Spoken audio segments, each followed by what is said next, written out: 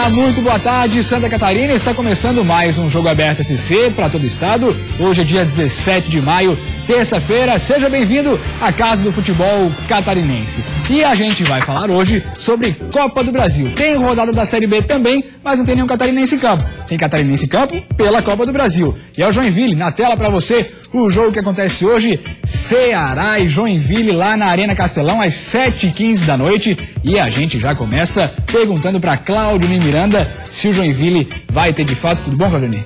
A chance de virar esse jogo, já que o Ceará fez 1-0 na Arena Joinville lá no dia 11. Vamos torcer para isso, mas naquela expectativa que tínhamos anteriormente, de 50% classificar na segunda fase, a nossa aposta é mais em Chapecoense, que deve passar contra o Paraná amanhã, e o Figueirense, que só em julho, enfrenta o Sampaio Corrêa. O Joinville tem muita dificuldade, vamos torcer para que passe, mas entende que o Ceará é favorito para a passagem para a terceira fase. Ceará, que estreou no Campeonato Brasileiro Série B, fazia 2-0 em cima do Paysandu, acabou cedendo, tomando empate, e o torcedor cearense dessa vez quer vitória para cima do Joinville. Não precisa disso, o empate já classifica o Ceará. E o Joinville na Série B acabou empatando, com o Luverdense na sua estreia, e por isso o técnico Emerson Maria até gostou do jogo e está motivado para essa partida. Olha só. As dificuldades do time, principalmente no ataque, continuam evidentes depois do empate na estreia da Série B contra o Luverdense. Mas dos males, o menor. O JEC conquistou um ponto e alguma confiança para a sequência da competição pelo elenco que tem no momento. Nós não estamos prontos ainda para a Série B do Campeonato Brasileiro, então o clube está atento para isso, vem contratando alguns jogadores. Tivemos alguns jogadores lesionados, perdemos outros por mérito, o caso do Anselmo, que foi para o Internacional, que é um jogador importantíssimo no nosso sistema. E não há tempo para lamentar. As soluções vão ser buscadas enquanto o time joga. E agora o JEC precisa voltar as atenções para a Copa do Brasil outra vez. Hoje acontece o jogo da volta contra o Ceará. No primeiro, na Arena Joinville, o JEC acabou derrotado por 1-0. Apesar de precisar vencer por 2 gols de diferença no Castelão, Emerson Maria está confiante. Melhor das derrotas, vamos pôr assim entre parênteses, talvez seja de 1-0, que nós sofremos lá. Porque o resultado de 1-0 aqui, ele coloca a decisão nos pênaltis e a partir daí qualquer vitória do Joinville, o Joinville está classificado. Então não precisamos ser uma equipe afoita no início do jogo. Cláudio Miranda, Emerson Maria diz que não precisa ser afoito. De fato, essa tem que ser a postura do Joinville, esperar um pouco até começar a jogar? Apostando emocional, até porque o torcedor cearense, depois do empate com o Paysandu, vai cobrar um bom resultado. Agora você vê a diferença. Por que eu aposto nesse momento no Ceará? O Ceará, que veio a Joinville, venceu o jogo por 1-0, voltou para casa, teve o Paysandu jogando pelo Campeonato Brasileiro Série B. Continua em casa para pegar o Joinville. Já o Joinville é uma maratona. O Joinville fez o jogo do Joinville, foi a Lucas de Rio Verde que está no Verdense, empatou o jogo, vai jogar com o Ceará e tem a volta. Depois volta já na sexta-feira, enfrentando o Cristiano pela Série B. Nessa maratona, o Joinville sofre fisicamente. Já não tem um grupo de jogadores com tanta eficiência assim, tanta qualidade. Tem problemas imensos no ataque. Esse Joinville, que perdeu por 1-0 com o gol de Rafael Costa, mas levou muito perigo contra o Ceará. O Ceará tem informação, mas mesmo assim é favorito. E o que o Joinville tem que tomar cuidado. Nessa pressão que vai fazer o Ceará, não tomar gols. Se tomar gols, complica mais ainda a vida do Joinville, aí realmente fica muito difícil a classificação. Vai ter que jogar no emocional, tentar fazer com o torcedor, tente empurrar o Ceará. Empurrando o Ceará, quem sabe no contra-ataque, o Joinville faz o seu. Qual é o grande problema? O artilheiro do Joinville continua sendo um zagueiro, e isso é muito problema. O Joinville não está acertando com o Felipe Alves, tem a expectativa de começar a fazer gols na criatividade. Tem acontecido muito pouco, na bola parada é que o Joinville tem acertado. O Joinville que tem apenas o Naldo como desfalque, já não vem jogando há 2 partidas, jogou a última pelo Catarinense, também ainda não tem o Murilo, enquanto o Sérgio Soares, Cláudio Miranda, só tem um desfalque na lateral. Você acha nesse duelo de técnicos jovens, o Emerson Maria e o Sérgio Soares, quem é que leva melhor? Olha, o Emerson Maria é um grande técnico, nós sabemos disso. Ele chegou a levar o Joinville à decisão do Campeonato Catarinense com uma dificuldade muito grande. Na questão técnica, o potencial é menor do que o time do Ceará. O Sérgio Soares montou o time do Ceará, está montando um novo time, fazendo uma remontagem, e o Ceará que foi muito mal. O Ceará que não chegou nem à final do Campeonato Cearense, mas mesmo assim, no momento, é favorito contra o Joinville para chegar à próxima fase. E você está vendo aí na sua tela, o número aqui embaixo, 91358063, é o nosso canal de interação aí com você de casa. Você pode participar, 91358063 é o WhatsApp. E tem torcedor do JEC participando com a gente. Hoje é dia de Jack na Copa do Brasil. O Joinville tem chance de reverter esse resultado. É o Luan de Joinville. Vamos, Jack. Você já vinha respondendo com a Claudinei Miranda, mas fala aí mais uma vez. Tem chance sim, né? Um grande abraço, Luan. Tomara que isso aconteça. Estamos torcendo muito para que o Joinville chegue à próxima fase da Copa do Brasil. A dificuldade maior, volto a repetir, é pela falta de atacante do Joinville e a questão de criação no meio. Emerson Maria vai ter que trabalhar muito isso. Mas para trabalhar precisa contratar. E o revés aconteceu no Joinville, a saída de João Carlos Maringá. Deixou de ser o homem de futebol do Joinville. Fica apenas Rondinelli. A possibilidade é a volta de Nereu Martinelli, agora como homem do futebol do Joinville. Vamos ver se vai acontecer. Pois é, Claudinei Miranda, essa saída do Maringá, ele de fato vinha começando um trabalho, não deu tempo de concluir o que ele começou, mas não trouxe muita gente boa também pro Joinville, né? Mas o cara conhece muito do futebol, ele tem facilidade em buscar contratações, é um estudioso do futebol, sai por problemas particulares do Maringá, infelizmente deixa Joinville. Acho que é uma perda muito grande pro Joinville. Entre Maringá e Rondinelli, sou muito mais o Maringá, que conhece muito. Nereu Martinelli pode voltar? Essa é a expectativa que se tem. Voltaria agora como homem de futebol. Perde Joinville, sim, a saída do Maringá. O problema do Joinville hoje é muito mais financeiro do que propriamente de conhecimento. Ter gente que conhece o riscado, tem, mas financeiramente com dificuldade de ir ao mercado.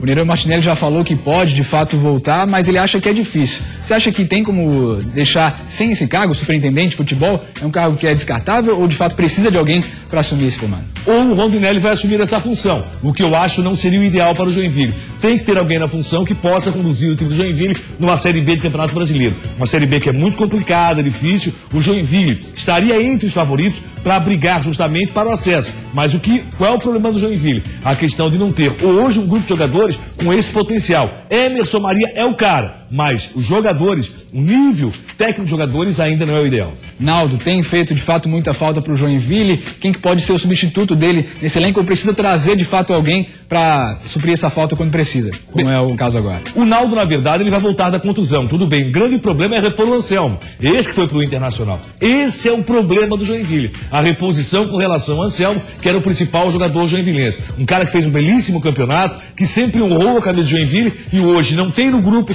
um jogador à disposição que possa substituí-lo. Enquanto isso, falta também um cara da criatividade. O Joinville está pecando muito nisso. Só repassando então, o Jack fazendo 1-0, leva o jogo para os pênaltis, 2-0 passa. É isso, né, Claudinei? É essa a condição, a expectativa que se tem, fazer 1-0 e para os pênaltis seria tudo de bom para o Joinville. Tomara que isso possa acontecer.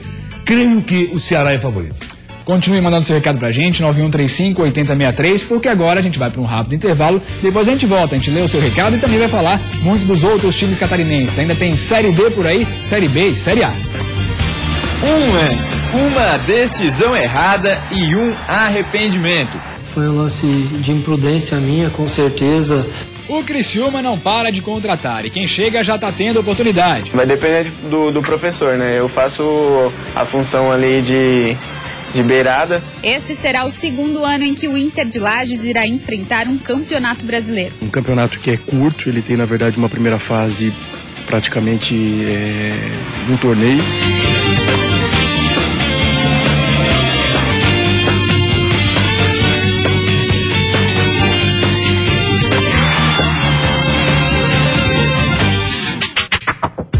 Meio-dia e 40 minutos, estamos de volta com o Jogo Aberto SC e agora a gente dá uma paradinha em Série B, Série A, Copa do Brasil, para falar de Série D, porque a gente tem 3 representantes. Aí a gente fala de um deles agora, o Inter de Lages, que vai tentando se reforçar, vai trazendo gente nova para o elenco. Quem conversou com o presidente do Inter de Lages foi a Eduarda Demenech. E a gente fala para ela agora, pergunta para ela se o Marcelinho Paraíba de fato vai voltar ou não. Boa tarde, Duda. Boa tarde, Lucas. Esse será o segundo ano em que o Inter de Lages irá enfrentar um campeonato brasileiro. Por aqui, o treino com os jogadores já começaram, mas novos atletas devem chegar na cidade para integrar a equipe. E é para falar um pouco mais sobre esse assunto que aqui ao meu lado está o presidente do Inter, o Christopher Nunes. Christopher, e eu já vou começar te perguntando quais são as pretensões do clube para esse campeonato. Boa tarde. Eu acho que principalmente é um campeonato brasileiro da Série D. Um campeonato que é curto, ele tem na verdade uma primeira fase praticamente um torneio, mas o foco total do Internacional é o acesso à Série C, onde a gente pudesse em 2017 ter um calendário nacional um pouco mais extenso, com mais jogos. Esses jogadores novos, esses atletas, já têm nomes definidos? Marcelinho Paraíba, ele deve retornar ao time? Como está essa questão? Eu acho que tem alguns atletas que a gente vem conversando. Eu acho hoje, com a apresentação, praticamente a gente conseguiu manter boa parte do elenco. Vamos reforçar sim, para poder, na verdade, brigar por esse acesso da Série C. Eu acho que o Marcelo é um grande nome, é um grande ídolo. Deixou já marcas aqui, como em grandes clubes do futebol brasileiro. E assim como outros que a gente vem conversando, a gente tem tentado fazer aquilo que a gente tem conseguido dentro do possível. Não é muito fácil, financeiramente é um pouco difícil, é um campeonato deficitário, mas vamos buscar, na verdade, o máximo de reforço possível para que a gente possa brigar por esse acesso. E a permanência do técnico Vaguinho Dias, por que então vocês escolheram permanecer com ele na equipe? Eu acho que time que está ganhando não se deve mexer, né? O Vaguinho realmente fez um grande trabalho, o Vaguinho é um grande treinador, então com certeza absoluta eu acho que a manutenção do trabalho é algo que pode nos trazer benefícios além do que os outros hoje não têm. Christopher, muito obrigada por essas informações, boa sorte também ao Inter de Lages nesse campeonato, e eu fico por aqui, de Lages, Eduarda Demenech, para o Jogo Aberto SC. Valeu, Duda, muito obrigado. Cláudio Aninho Miranda, pelo sorriso na hora da pergunta a respeito do Marcelinho Paraíba, pode ser que ele volte, mas ele também ficou em cima do muro, falou que financeiramente o clube não tá aquelas coisas. E aí, vem ou não vem? Qual é o grande problema da Série D? Você não ter calendário, não ter a confirmação de calendário. A Série D são 17 grupos com 4 clubes. E antigamente você classificava os 2 primeiros de forma direta. Hoje já não é mais assim. O primeiro colocado está confirmado, está classificado. Mas como serão 32 equipes na próxima fase, você tem ali mais 2 equipes entre os segundos colocados ficarão fora, que não vão classificar. Complicado, né? Então somente o primeiro colocado já está confirmado. Tá, o segundo provavelmente classifica, mas não está confirmada a sua classificação ainda. A expectativa que se tem é que o futebol catarinense consiga uma vaga na Série C. Acho que o presidente foi muito feliz quando disse o seguinte: se você tem uma Série C, aí sim é garantia de um bom calendário. A Série D não é garantia de um bom calendário. Você pode morrer já na primeira fase, seria apenas 6 jogos. Expectativa que se tem de classificação. O Inter pegou o grupo mais difícil entre os catarinenses. Brusque e Metropolitano pegaram grupos também difíceis, vai ser muito complicado para o futebol catarinense, mas o que acertou o Internacional? Primeiro, manteve a base, perdeu o Romarinho pro Avaí, que veio pro Avaí, manteve o seu técnico e já tem conhecimento de Série D. Diferente do ano passado, quando fez sua estreia. Esse ano não. O Inter já tem um pouquinho de bagagem com relação à Série D e condições sim de buscar uma classificação. Classificar para a Série C seria importantíssimo para o Internacional e para o futebol catarinense. Estamos muito bem, temos 2 na Série A, 3 na Série B, mas não temos um representante sequer na Série C do Brasileiro. Sim, Carolina, mas eu quero saber se o Marcelinho Paraíba volta ou não volta. Você não vai buscar essa informação para mim? Até porque você não está telefonando aí nos bastidores? Não sou eu que vou pagar Marcelinho Paraíba. Qual é o grande problema do Marcelinho? O seu salário é acima do teto que o Inter está propondo para a Série D do Campeonato Brasileiro. Sendo acima do teto, algum empresário de Lages vai ter que colaborar. Primeiro, eu não sou de Lages. Segundo, eu não sou empresário. Terceiro, não teria como colaborar. Tá, e você está gostando de fazer apostas ultimamente? Aposta em Brusque, Metropolitano ou Inter de Lages para essa vaga na Série C? A maior dificuldade, o grupo mais difícil é do Internacional. O time melhor formado para disputar uma Série D, se bem que perdeu jogadores importantíssimos, é o Brusque. Eu não sei qual é o trabalho que está sendo feito agora para o Brusque montar esse novo time. Aí a expectativa que se tem é que o Brusque consiga montar um time tão bom como fez para o Catarinense. Técnico bom tem. Tá falado então, Claudio Miranda, a respeito da Série D, e agora a gente vai falar de Série B, porque o Criciúma foi o único catarinense da Série B e que acabou conseguindo a vitória e continua se reforçando. Teve atleta que já jogou e nem tinha sido apresentado ainda. O Criciúma não para de contratar e quem chega já está tendo oportunidade. Juninho, por exemplo, jogou antes mesmo de falar com a imprensa. O meio-atacante de 20 anos já entrou em campo no sábado, na vitória contra o Náutico aos 33 do segundo tempo, no lugar de Roberto. Não deu muito tempo para mostrar o futebol e não tinha dado tempo para falar com ninguém. Então, agora, com calma, vai lá, Juninho. Por que você veio pro Tigre? A primeira opção sempre foi o Criciúma pela estrutura que já vinha apresentado pra gente e também pela história, né? Eu acho que pra mim, assim, seria mais importante vir pro Criciúma pela torcida, pela estrutura do clube e por ser um time de camisa. Juninho pertence ao Palmeiras, mas estava emprestado para o Audax e foi importante no vice-campeonato do time no Paulistão desse ano. O Criciúma, nesse momento, precisa de um camisa 10 e Juninho, versátil, pode assumir essa responsabilidade. Vai depender do professor, né? Eu faço a função ali de beirada, que é os extremas, também faço o meio, a opção dele vai depender dele. Cláudio Miranda, o Juninho entrou aos 33 minutos do segundo tempo, no lugar do Roberto. Já deu pra ver alguma coisa do futebol dele? Não, muito pouco. Conhecemos o Juninho do Audax, esse sim, Juninho que fez um bom campeonato paulista, expectativa que se tem que possa repetir no time do Criciúma. O que acontece? Ele entrou e a primeira coisa que ele fez, a primeira bola que recebeu, já chutou. A segunda também.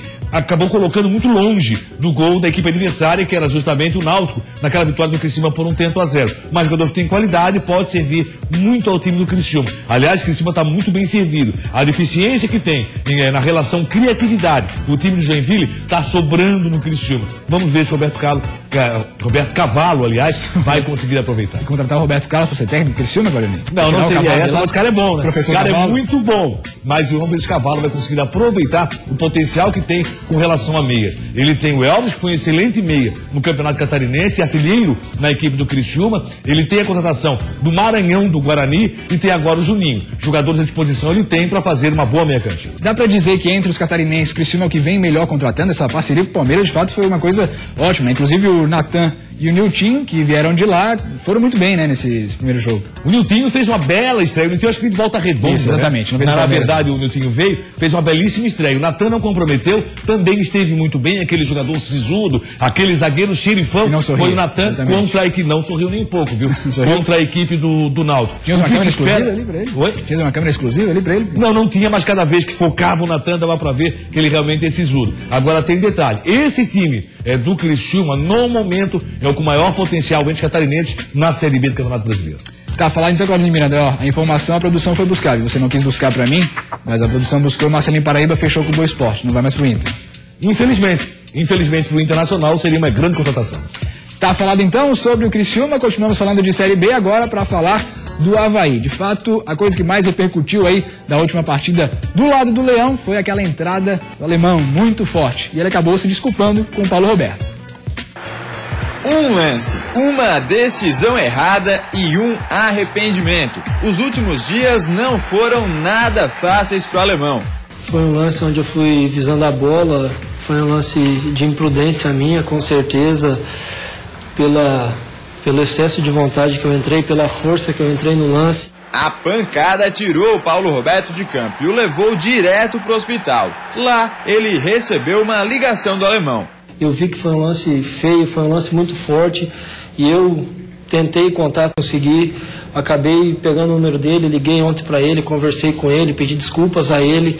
Então, graças a Deus ele está bem, ele disse que o próximo jogo provavelmente ele já joga, acabou tomando uns pontos na orelha, mas ele disse que viu o lance, viu que não foi maldade. Mais do que lamentar a situação, Alemão conseguiu refletir sobre os reflexos disso e assumiu que a expulsão prejudicou o time no jogo. É minha segunda expulsão na minha carreira. A minha primeira expulsão por vermelho direto, eu tinha sido expulso em 2012, minha última vez por segundo amarelo, tinha sido minha única expulsão como profissional. Foi minha segunda expulsão, infelizmente acabei prejudicando meus companheiros, prejudicando a equipe. Me coloco como fator principal da nossa derrota, fui eu pela expulsão muito cedo. A avaliação compartilhada pelos companheiros de grupo. Apesar da dificuldade do jogo contra o Bahia, antes da expulsão o Avaí mantinha a partida equilibrada. Depois do fatídico lance, a pressão foi toda dos donos da casa. Quando o alemão estava ainda no jogo, eu sentia, eu falava para meus companheiros que dava para a gente ganhar, sim, que a gente estava melhor que o Bahia no jogo.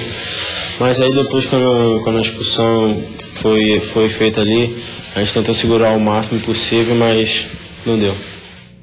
Pois é, Cláudio Miranda, de fato a expulsão do alemão foi preponderante para essa derrota do Avaí, vinha tocando bem a bola, mas você acha que ele fez bem em assumir essa responsabilidade, falar que de fato o fator, ele, na opinião dele, foi a expulsão?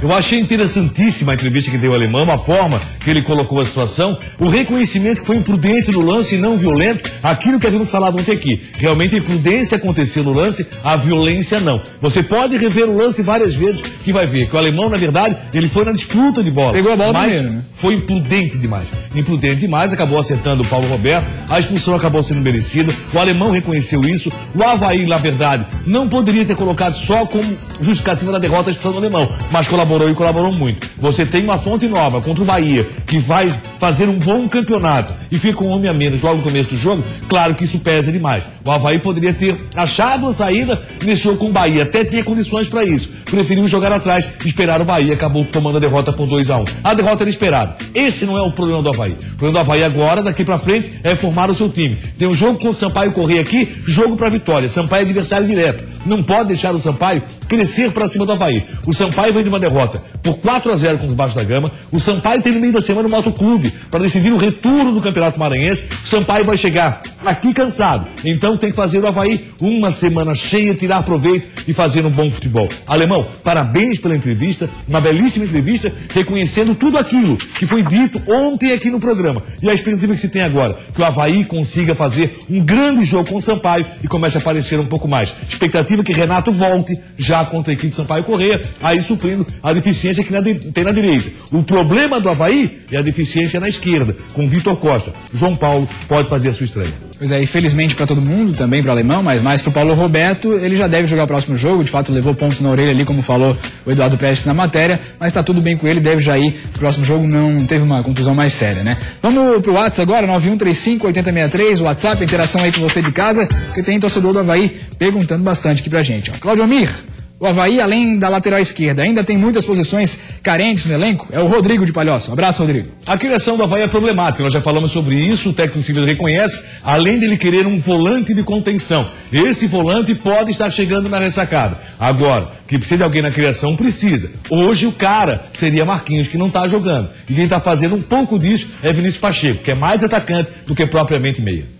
Tá falado então sobre o Avaí, Cláudio Miranda. Vamos mais uma vez para um rápido intervalo e depois a gente volta para falar de Série A, Figueirense e Chapecoense.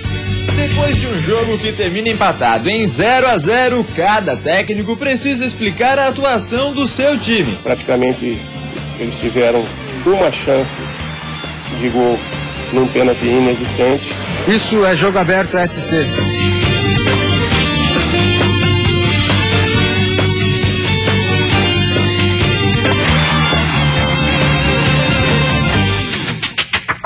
Meio-dia e 55, estamos de volta com o Jogo Aberto SC, agora para falar da Chapecoense. Depois da estreia no empate em 0-0 com o Internacional, as coletivas do Argel e do Guto Ferreira foram muito parecidas, viu?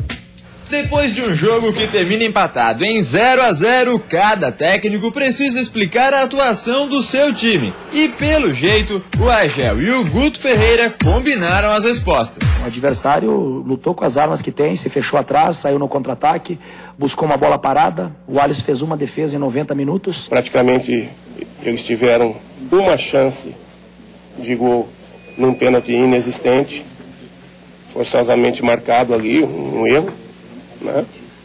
E no rebote, na sequência da jogada, acabou ocasionando um lance que o Danilo foi feliz e defendeu. No mais... nas explicações eles combinaram, mas o resultado teve gostos diferentes para cada um deles. Jogo difícil, jogo duro, o adversário veio bem fechado, né? Parecíamos um jogo do Campeonato Gaúcho, né?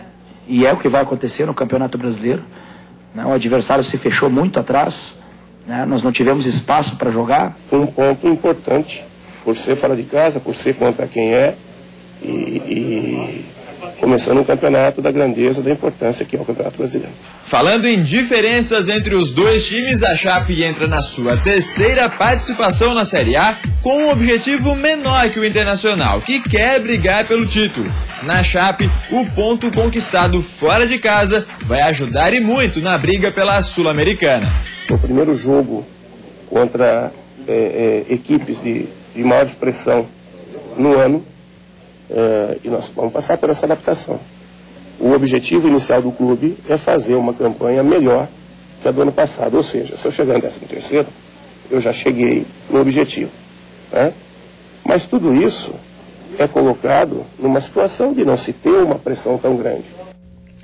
Claudio Miranda, de fato a Chape jogou um pouco mais fechado nesse jogo, mas acho que vai ser a tônica desse Campeonato Brasileiro. Não dá para se esperar uma Chape que ataca sempre como foi no Catarinense, né? A Chapecoense pode fazer o seguinte, o dever de casa. Quando fez isso ano passado, principalmente no turno do campeonato, se deu muito bem. Fazendo o dever de casa, diferente do Figueirense, que estreou com empate em 0-0, Chapecoense tem tudo para fazer uma campanha melhor do que do ano passado. Aí você vê a cobrança que vai acontecer. Em cima do Argel, o empate de 0-0 foi péssimo. Pro Guto Ferreira, o empate foi muito bom, estreia fora de casa. Boa notícia para Chapecoense. Danilo renovou, não vai para o Sport Recife, que veio para cima com tudo. Mesmo assim, Danilo permanece na Chapecoense, estendeu o contrato por mais 2 anos. E vamos continuar falando de goleiro agora, só que do Figueirense. Hoje foi apresentado o Thiago Rodrigues, que veio do Guarani. Vamos relembrar as características desse goleiro. O nome dele é Thiago Rodrigues, a idade é 27 anos. Ele tem 1,90 de altura e o último clube foi o Guarani de Palhoça. Também atuou no Paraná, no Rio Branco, no Caxias e no Guarani, agora por último. Vamos perguntar para ele o que significa, o que representa essa contratação para um time de Série A, o Figueirense. É uma realização de um sonho para mim, né? É uma grande oportunidade. Eu espero com muito trabalho, dedicação, com os meus companheiros que temos aí, grandes goleiros, fazer um grande ano. Cara, acho que não tem muito segredo não, velho. É trabalho, é uma outra atmosfera, é um outro cenário, é elite. Estamos ali entre os 20 melhores e temos que trabalhar. Temos que trabalhar de uma forma séria para poder lá na frente colher os frutos. Aí as palavras do Thiago Rodrigues. Figueirense agora pega o Cruzeiro, será que ele já vai pro jogo?